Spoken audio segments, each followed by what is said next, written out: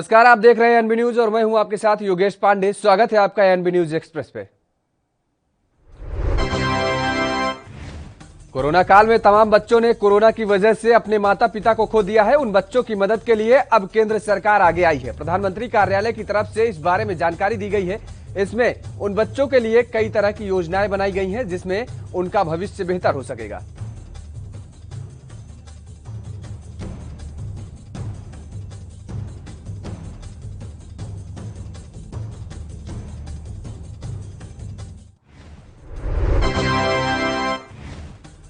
महामारी के कारण अनाथ हुए बच्चों के लिए प्रधानमंत्री नरेंद्र मोदी ने बड़ा ऐलान किया है। पीएम ने ट्वीट करते हुए कहा, कोरोना में अपने माता पिता को खोने वाले सभी बच्चों को पीएम केयर्स फॉर चिल्ड्रंस योजना के तहत सहायता दी जाएगी और ऐसे बच्चों को 18 साल की उम्र में मासिक वजीफा और 23 साल की उम्र में पीएम केयर्स से 10 लाख रुपए का फंड मिलेगा।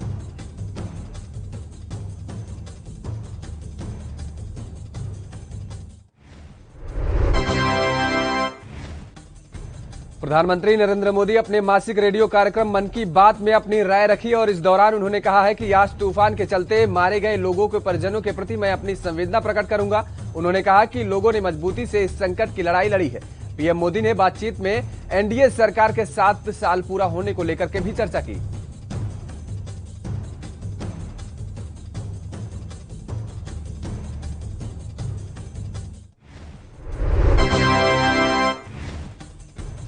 कांग्रेस के पूर्व अध्यक्ष राहुल गांधी ने आरोप लगाया है कि प्रधानमंत्री नरेंद्र मोदी की झूठी छवि के लिए उनकी सरकार के किसी विभाग के मंत्री किसी भी विषय पर झूठ बोलने को मजबूर हैं। राहुल गांधी ने ट्वीट किया है कि प्रधानमंत्री की झूठी छवि के लिए किसी भी विभाग का मंत्री किसी भी विषय पर कुछ भी बोलने के लिए मजबूर है।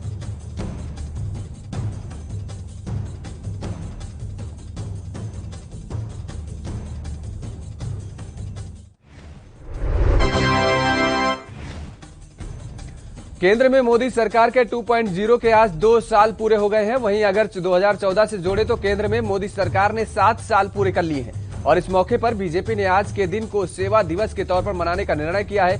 बीजेपी चीफ जेपी नड्डा ने कहा है कि मोदी जी के नेतृत्व में हम आज के दिन को सेवा दिवस के रूप में मनाएंगे।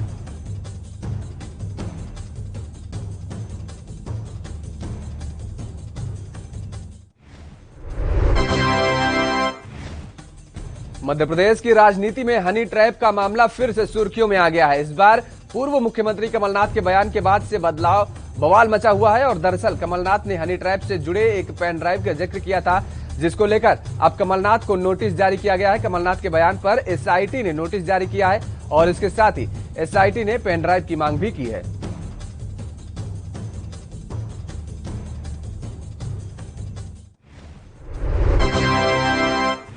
मोदी सरकार के 7 साल पूरे होने पर शिवसेना ने बीजेपी पर हमला बोला है। दरअसल शिवसेना नेता संजय राउत ने कहा है कि पिछले 7 सालों में बीजेपी ने कोई भी ठोस काम नहीं किया है, लेकिन हमें अभी भी पार्टी से उम्मीद है। हम ये नहीं कह सकते हैं कि हम उम्मीद नहीं कर सकते हैं क्योंकि इस सरकार को लोगों ने चुना है और उसके के पास बहुमत है।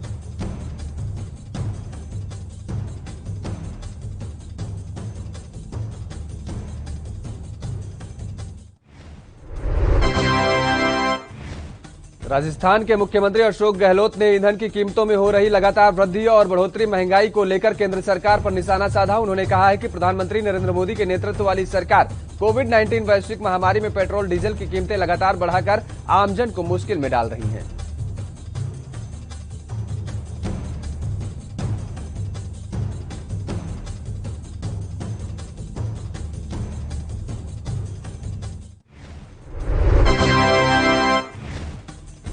केंद्रीय स्वास्थ्य मंत्रालय के मुताबिक नेशनल कोविड वैक्सीनेशन प्रोग्राम के तहत जून के महीने में करीब 12 करोड़ कोरोना के वैक्सीन डोज उपलब्ध होंगी और इसमें से करीब 6 करोड़ 9 लाख केंद्र सरकार की तरफ से मुफ्त दी जाएंगी। राज्यों, केंद्र शासित प्रदेशों और निजी अस्पतालों द्वारा सीधी खरीद के लिए 5 करोड़ 86 लाख से ज्यादा डोज उपलब्ध होंगी और वहीं मई के महीने में करीब 8 करोड़ कोरोना वैक्सीन डोज उपलब्ध हुई।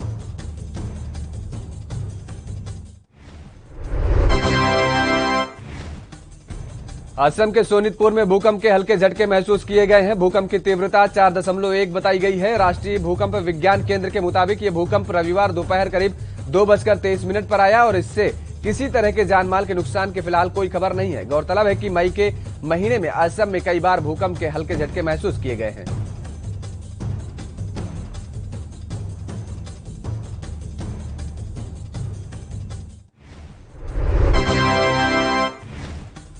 उत्तर प्रदेश में कोरोना को कम होते केसों के बीच कोरोना कर्फ्यू को लेकर नई गाइडलाइन जारी की गई है। हालांकि प्रदेश में नाइट कर्फ्यू और वीकेंड लॉकडाउन जारी रहेगा और 600 से ज्यादा कोरोना केस वाले जिलों में अभी भी कोरोना को लेकर सख्ती रहेगी।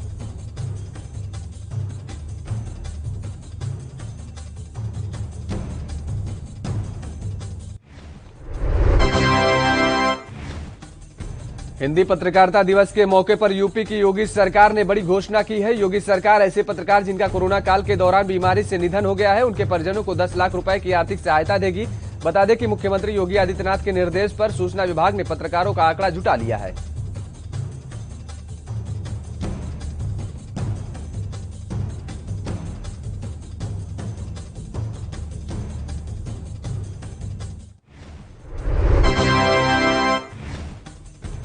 महामारी के बीच कांग्रेस के पूर्व अध्यक्ष राहुल गांधी ने आइसोलेशन में रहकर संक्रमण का इलाज करा रहे मरीजों के लिए दवाओं की 10,000 किट भेजी है। इससे पहले अमेठी के पूर्व सांसद जिले के लिए ऑक्सीजन कंसंट्रेटर और ऑक्सीजन सिलेंडर भी भेज चुके हैं। कांग्रेस के जिलाध्यक्ष प्रदीप सिंघल ने बताया कि मेडिसिन किट में कोरोना उपचार संबंधी आवश्यक दवाएं हैं, जो डॉक्टरों के परामर्श के साथ जरूरतमंदों को उपलब्ध कराई गई।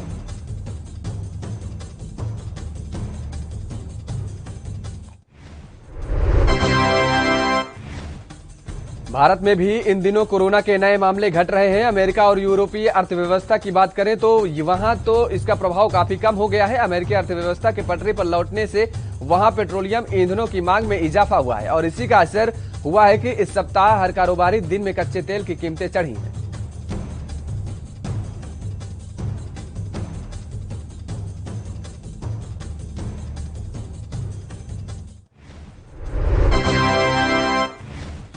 बीजेपी महासचिव कैलाश विजयवर्गीय ने धारा 370 को लेकर कहा है कि लोगों को लग रहा था कि ये धारा नहीं हटेगी, लेकिन अब हट चुकी है। और इसके साथ ही उन्होंने कहा कि राहुल गांधी को कोई गंभीरता से नहीं लेता है। कमलनाथ पर भी हमला करते हुए कहा कि उन्हें एक समझदार नेता समझा जाता था, लेकिन उनका बयान बहुत ही दुखद है।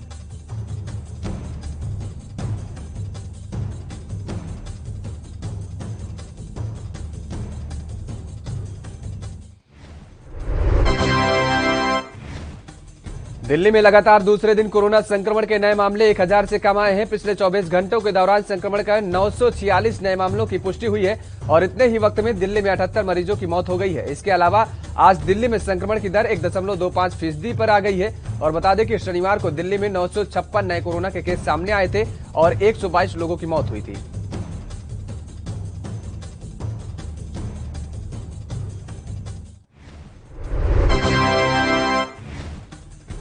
केंद्रीय स्वास्थ्य मंत्रालय की ओर से सभी राज्यों और केंद्र शासित प्रदेशों को चिट्ठी लिखकर कहा गया है कि वो सुनिश्चित करें कि सभी प्राइवेट अस्पताल कोविड गाइडलाइंस की पूरी तरह से पालन करें और होटल्स के साथ मिलकर वैक्सीनेशन पैकेज के कार्यक्रमों पर तुरंत रोक लगाएं। केंद्र सरकार की ओर से इसे साफ तौर पर कोविड टीकाकरण कार्यक्रम की गाइडलाइंस के खिलाफ बताया गया है।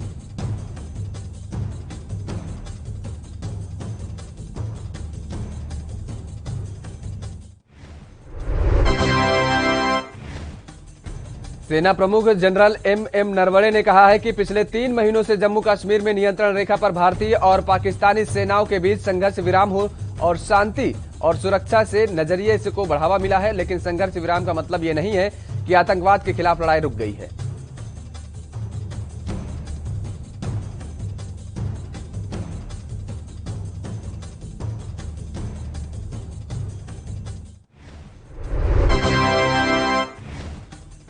देश में लगातार कोरोना की स्थिति में सुधार हो रहा है। देश में करीब 1.5 महीने बाद कोरोना संक्रमण के रोजाना मामले 1.65 लाख के पास पहुंचे हैं और इसके साथ ही कोरोना के सक्रिय मामलों में कमी आई रही है और भारत में कोरोना से ठीक होने वाले मरीज भी बढ़ रहे हैं। केंद्रीय स्वास्थ्य मंत्रालय के ताजा आंकड़ों के मुताबिक देश में बीते 24 घंटों में कोरोना के 1,65,553 नए मामले सामने आए हैं।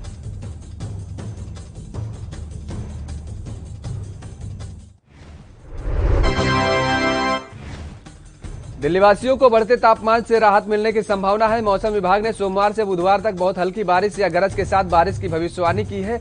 मौसम के एक अधिकारी के मुताबिक एक फ्रेश पश्चिमी विक्षोभ या वेस्टर्न डिस्टर्बेंस का प्रभाव इस रीजन पर पड़ने का संभावना है और जिससे गरज के साथ बुधवार तक हल्की बारिश होगी। हालांकि सोमवार और मंगलवार को बारिश की संभावना ज्यादा है।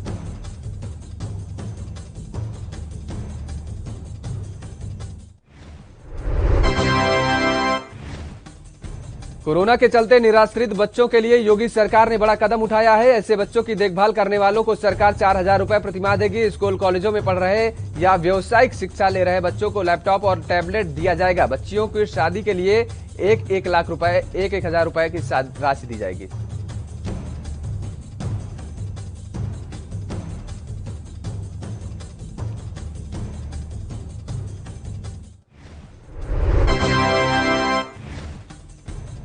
झांसी ललितपुर सांसद अनुराग शर्मा ने 20 ऑक्सीजन कंसंट्रेटर और अन्य औषधियां क्षेत्र की जनता के लिए मंडलायुक्त सुभाष चंद्र शर्मा के माध्यम से सौंपे हैं। सांसद अनुराग शर्मा द्वारा ललितपुर में जल्द RT-PCR लैब स्थापित करने की मांग मुख्यमंत्री से पत्र के माध्यम से रखी गई है और इसके साथ ही ललितपुर जिला अस्पताल में डायलिसिस मशीन, सिटी स्कैन, बच्चों के लिए चाइल्ड केयर वार्ड की भी मांग की गई है।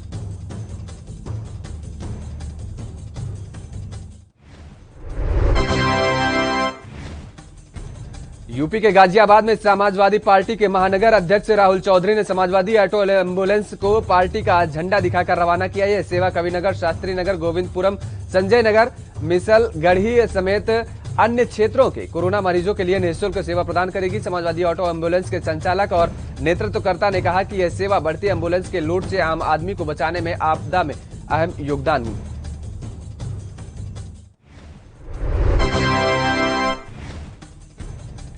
उत्तर प्रदेश में बड़ी संख्या में लोग वैक्सीनेशन करा चुके हैं, लेकिन फिरोजाबाद के जिलाधिकारी चंद्रविजय सिंह को यह सूचना मिली थी कि कई ऐसे विभाग हैं जिनमें कर्मचारियों ने अभी तक वैक्सीनेशन नहीं कराया है और इसको लेकर डीएम ने एक आदेश जारी कर दिया है, जिससे सरकारी कर्मचारियों या अधिकारी ने अभी तक वैक्सीनेशन नहीं कराया है उनको मई महीने का वेतन नहीं मिलेगा।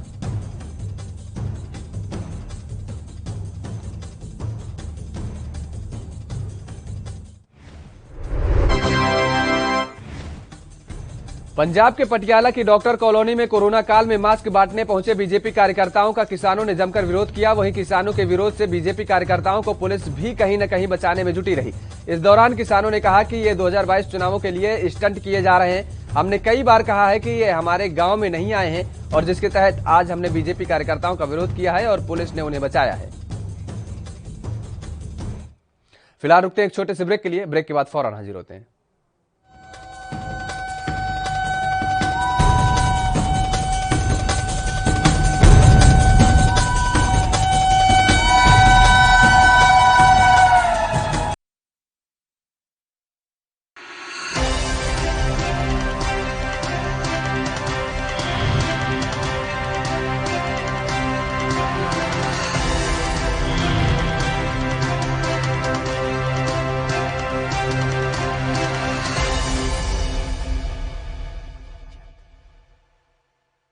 कम ब्रेक और ज्यादा खबरों के साथ देखिए ANB news in channel number पर।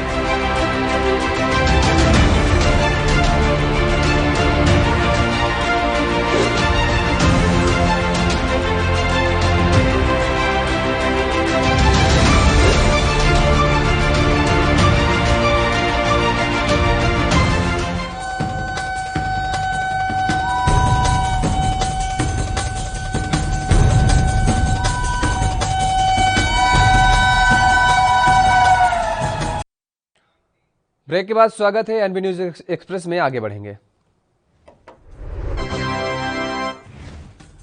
यूपी के अलीगढ़ में जहरीले शराब पीने से 51 लोगों की मौत हो चुकी है। 51 मौतों के बाद भी प्रशासन की तरफ से सिर्फ 25 मौतें ही पुष्टि की गई हैं। बता दें कि शुक्रवार को अलीगढ़ के करसुआ गांव में जहरीले शराब पीने के बाद मौतों का सिलसिला शुरू हो गया था और जो अब तक थमने का नाम नहीं ले रहा है। वहीं 1 दर्जन से ज्यादा लोगों को गंभीर हालत में अस्पताल में भर्ती कराया गया था।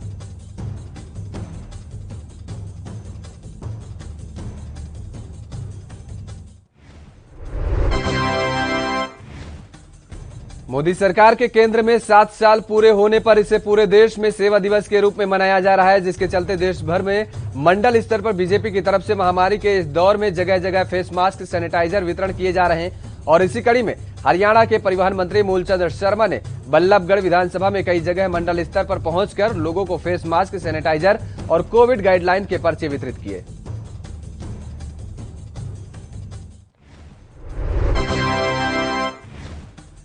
हरियाणा के पलवल में कोरोना वायरस को लेकर जिला स्वास्थ्य विभाग की तरफ से महाराणा प्रताप भवन में आयोजित ड्राइव थ्रू वैक्सीनेशन शिविर के करीब 250 लोगों को वाहनों में बैठे बैठे ही कोवैक्सीन लगाई गई। और महाराणा प्रताप भवन के संचालक हरेंद्र पाल राणा ने बताया कि आज महाराणा प्रताप भवन में ड्राइव थ्रू वैक्सीनेशन का दूसरा शिविर लगाया गया था और जिसमें करीब 250 लोगों को वैक्सीन की दूसरी डोज लगाई गई।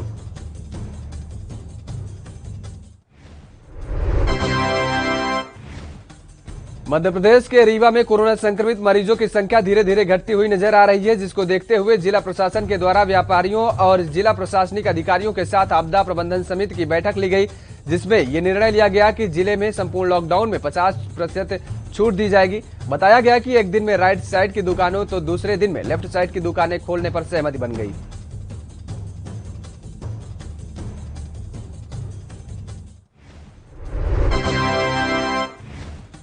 एक तरफ जहां देश भर में घातक कोरोना वायरस का संकट काल जारी है, वहीं कोरोना संकट के दौर में दिवस और जयंतियां भी मनाई जा रही हैं। इस बीच में आज यानी 23 मई को हिंदी पत्रकारिता दिवस है और इस अवसर पर मध्य प्रदेश के मुख्यमंत्री शिवराज सिंह चौहान ने सभी पत्रकार बंधुओं को हिंदी पत्रकारिता दिवस की बधाई दी।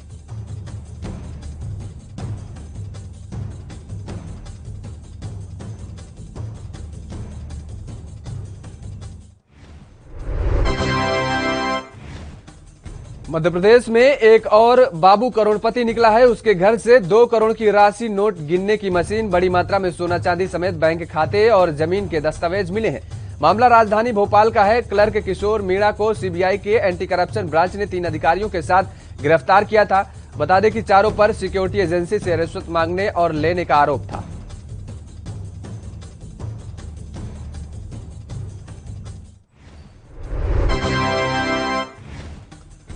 छत्तीसगढ़ सरकार की राजीव गांधी किसान न्याय योजना के लिए 1 जून से पंजीयन शुरू हो रहा है और सरकार ने इसके लिए गाइडलाइन जारी कर दी है। सभी श्रेणी के भूस्वामी और वन पट्टाधारी किसान 30 सितंबर तक पंजीयन करा सकते हैं। पंजीयन योजना पोर्टल के माध्यम से कराया जा सकता है। सभी श्रेणी के भूस्वामी और वन पट्टाधारी कृषक पात्र होंगे। संस्थागत भूधारक, रिगहा, बटाईदार और लीज खेती करने वाले कृषक इस योजना के पात्र नहीं होंगे। एमपी के उज्जैन में बीते दिन एक मामला सामने आया था, जिससे मुसद्दीपुर स्थित मानव इंटरप्राइजेज के मालिक द्वारा इंजेक्शन की कालाबाजारी की जा रही थी। मामले में पुलिस द्वारा एफआईआर दर्ज कर ली गई है। वहीं आज जिला प्रशासन की टीम ने मानव इंटरप्राइजेज को सील कर दिया है। कलेक्टर आशीष सिंह ने बताया कि दुकान का लाइसेंस निरस्त करने की कार्रवाई की जा रही है।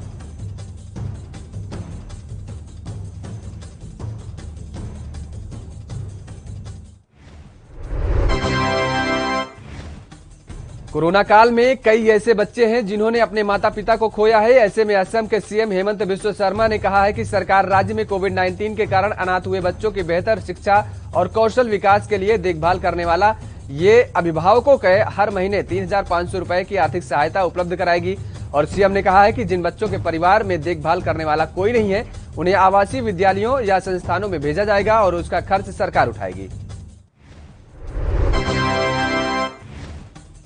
कोरोना के चलते दिल्ली में फिर लॉकडाउन लागू कर दिया गया है। ये लॉकडाउन 7 जून की सुबह 5 बजे तक के लिए बढ़ा दिया गया है। दिल्ली में 31 मई से अनलॉक की प्रक्रिया की शुरुआत के तहत 2 तरह की छूट दी गई है। इसके तहत इंडस्ट्रियल एरिया में 4 दीवारी या परिसर में मैन्युफैक्चरिंग और प्रोडक्शन यूनिट को चलाने की इजाजत होगी।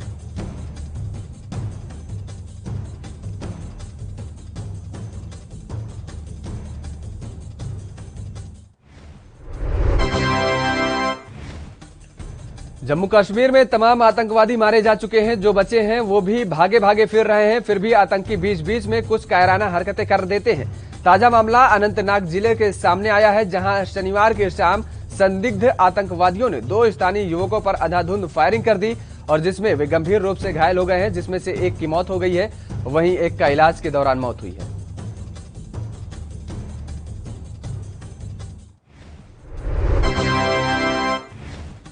रुड़की के झबरेड़ा में Sanjivani hospital and medical research institute के नाम से कोविड केयर सेंटर खोला गया है, जिसका उद्घाटन बीजेपी के प्रदेश प्रभारी दुष्यंत गौतम ने किया है। और इस उद्घाटन के कार्यक्रम में बीजेपी के प्रदेश अध्यक्ष मदन कौशिक और झबरेड़ा से विधायक देशराज कर्णवाल भी मौजूद रहे। और कोविड केयर सेंटर के खुलने से झबरेड़ा क्षेत्र के लोगों को इसका काफी लाभ मिलने की उम्मीद जताई जा रही है।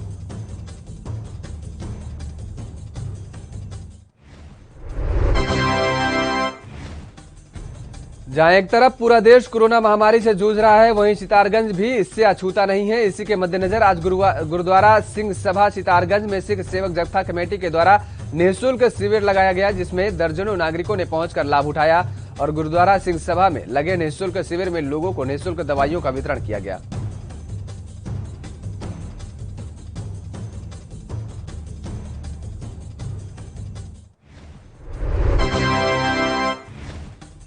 उत्तराखंड में स्वास्थ्य सेवाओं की कमी और बढ़ती महंगाई के विरोध में आज कांग्रेस उपवास पर रही है और प्रदेश भर में जिला, ब्लॉक, नगर मुख्यालयों में कांग्रेस कार्यकर्ता सांकेतिक उपवास कर सरकार के खिलाफ मोर्चा खोला। देहरादून में कांग्रेस प्रदेश अध्यक्ष प्रीतम सिंह और हल्द्वानी में नेता प्रतिपक्ष डॉक्टर इंदिरा हृदय कार्यकर्ताओं के साथ उपवास पर बैठे।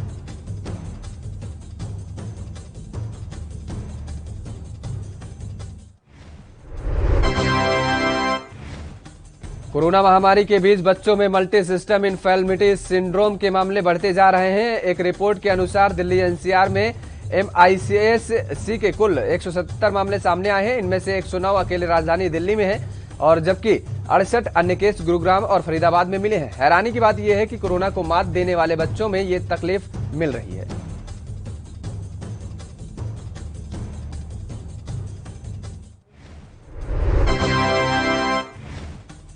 WHO दक्षिण पूर्व एशिया की क्षेत्रीय निदेशक डॉक्टर पूनम खेत्रपाल सिंह ने कहा है कि अगले उछाल की भविष्यवाणी करना मुश्किल है, लेकिन इसे रोका जा सकता है, जो कि जरूरी है। क्षेत्रीय निदेशक खेत्रपाल ने कहा है कि उस उछाल से जो सबक मिला है वह किसी भी कीमत पर कम नहीं है। हमें पहले उपलब्ध अवसर पर कोविड-19 वैक्सीन लेनी चाहिए।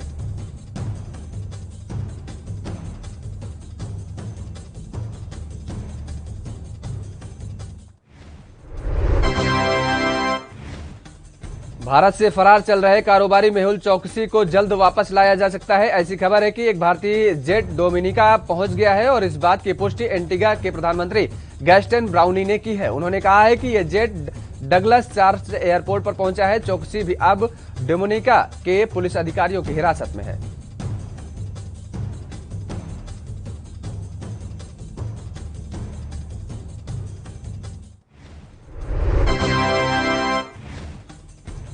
उत्तर कोरिया के तानाशाह किम जोंग के आदेश के बाद एक बार फिर उनके फायरिंग स्क्वाड ने एक शख्स को अपना निशाना बनाया है। इस बार दक्षिण कोरियाई फिल्मों और म्यूजिक के अवैध बूटलेग्स बेचने वाले एक शख्स को 500 लोगों के सामने गोली मार दी गई है। दिल्ली एनके के अनुसार उस शख्स का अंतिम नाम ली था और वह वॉन्सन फार्मिंग मैनेजमेंट कमीशन में चीफ इंजीनियर के रूप में काम करता था।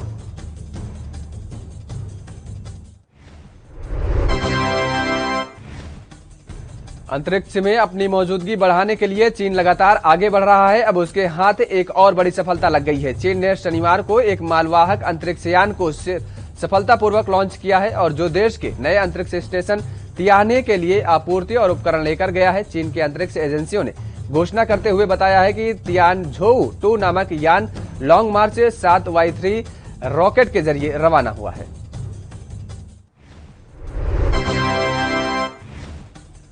ब्रिटेन के प्रधानमंत्री बोरिस जॉनसन ने 56 साल की उम्र में अपनी मंगेतर कैरी साइमंड्स के साथ गुपचुप तरीके से शादी कर ली है। यह शादी वेस्टमिंस्टर कैथेड्रल में 30 मेहमानों की मौजूदगी में हुई। मीडिया रिपोर्ट्स के अनुसार शादी समारोह में दोनों के करीबी दोस्त और परिवार के सदस्य ही शामिल हुए।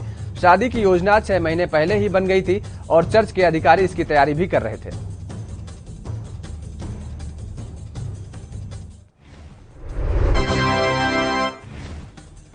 पाकिस्तान के प्रधानमंत्री इमरान खान ने देश की रक्षा करने में इसकी परमाणु क्षमता पर शनिवार को पूरा भरोसा जताया है। खान ने सामरिक बल कमान के एक परमाणु केंद्र का दौरा भी किया। प्रधानमंत्री कार्यालय द्वारा जारी आधिकारिक बयान में खान के हवाले से कहा गया कि खान ने पाकिस्तान के सामरिक कार्यक्रम से जुड़े वैज्ञानिकों और कर्मियों के प्रयासों की प्रशंसा की है और राष्ट्र की रक्षा में उसकी परमाणु क्षमताओं पर पूरा भरोसा जताया।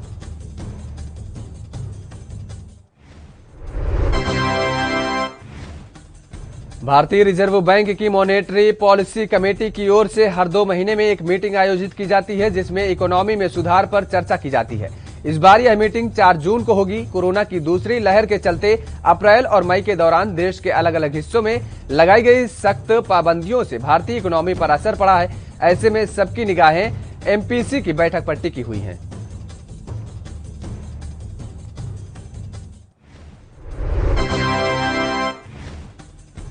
सोमवार से सस्ता सोना खरीदने का अच्छा मौका है। सॉवरेन गोल्ड बॉन्ड स्कीम की तीसरी किस्त 31 मई से 4 जून के बीच खुलेगी और तीसरी सीरीज की इश्यू प्राइस 4,889 रुपए प्रति ग्राम तय किया गया है। बता दें कि पहली किस्त के लिए गोल्ड बॉन्ड का दाम 4,777 रुपए और दूसरी किस्त के लिए 4,842 रुपए प्रति ग्राम था।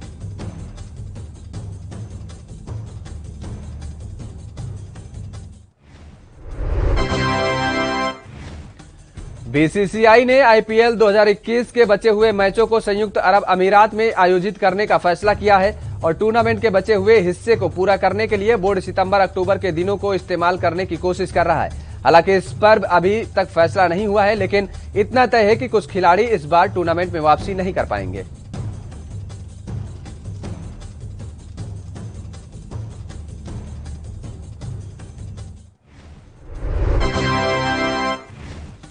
वेस्टइंडीज क्रिकेट टीम के लिए राहत की खबर आई है। कोरोना वायरस मामला आने के कारण रुका हुआ टीम का प्रैक्टिस कैंप एक बार फिर शुरू हो गया है। पिछले सप्ताह कैंप में एक खिलाड़ी के कोविड-19 पॉजिटिव पाए जाने के बाद इसे रोक दिया गया था।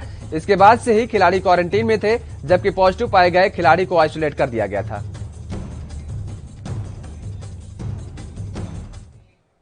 एएनबी न्यूज एक्सप्रेस में फिलहाल इतना ही। बाकी खबरों के लिए आप बने रहिए एएनबी न्यूज के साथ।